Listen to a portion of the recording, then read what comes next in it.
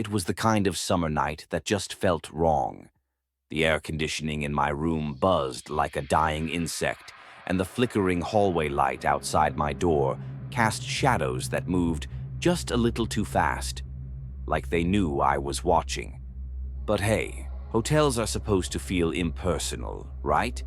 That's what I told myself when I checked into the Riverside Inn. I didn't choose it because it had great reviews or felt safe. I picked it because it was cheap, had a pool, and I was 23, broke, and driving cross-country for a job I probably wouldn't get and didn't even want. It was supposed to be just one night. But what happened there? Let's just say I don't sleep with the lights off anymore. The first red flag? The man in the lobby, mid-40s, worn jeans, a faded baseball cap pulled low over his face. He was sitting in one of those stiff armchairs by the vending machines, staring at his phone like it had personally betrayed him. He didn't check in, didn't talk to the front desk. He just sat there, watching. When I walked past him to grab a cup of coffee, I felt it, that slow drag of eyes across my back. Not the casual kind, not a glance. It was like he was tracking me. I brushed it off. Paranoia, I thought. You've watched too many true crime docs, too many late-night Reddit threads. But then, he showed up at the pool. I'd gone for a late swim to clear my head. The water was lukewarm. The lights buzzed overhead, casting a sickly green glow across the surface. I was alone, or so I thought, until I surfaced from a dive and saw him. Same cap, same jeans, same stare. He was sitting at a patio table just outside the pool gate. No drink, no phone, no reason to be there. Just watching me. My stomach dropped. That primal alarm bell in my brain started screaming. I scrambled out of the water, clutching my towel like armor, and bolted toward the elevator. When the doors closed, I swear, I heard footsteps pounding up the stairwell. Back in my room, I locked everything. Deadbolt, security latch, shoved a chair under the handle for good measure. Then I called the front desk.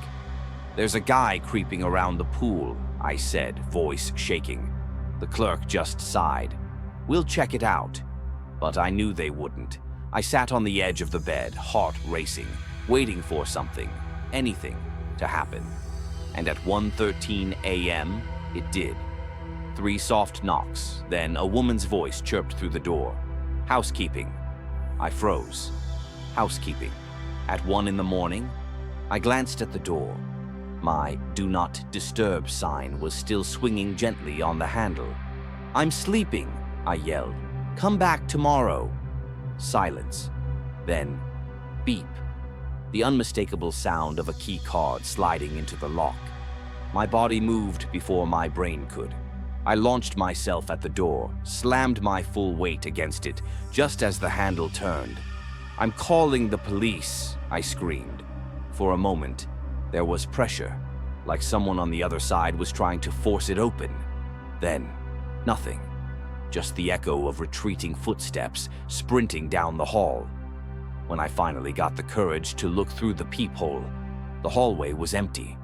I called the front desk again, furious, terrified. They said no one had been sent to my room, no housekeeping, no maintenance, no explanation. And when security reviewed the hallway cameras, the footage from that night had been accidentally deleted. I didn't sleep, couldn't. Every sound became a threat.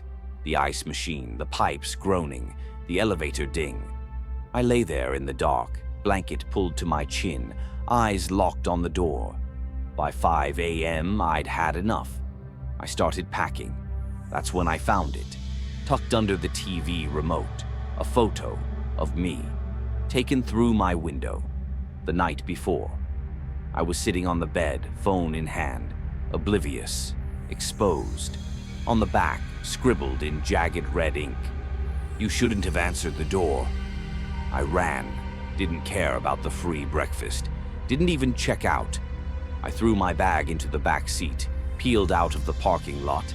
And that's when I saw him, standing in the corner of the lot. Same clothes, same cap, still watching me.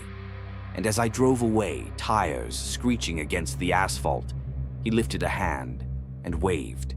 The cops called it a prank. The hotel offered me a free stay voucher, but no one could explain how he'd vanished from the guest registry, how housekeeping later found a pair of bolt cutters stashed under my bed, or why all the footage from my floor was suddenly just gone. So yeah, I don't stay in hotels anymore. And if you're thinking, that could never happen to me, think again. Because hotels, they're not just places to sleep, they're mazes of locked doors. And some people have all the keys.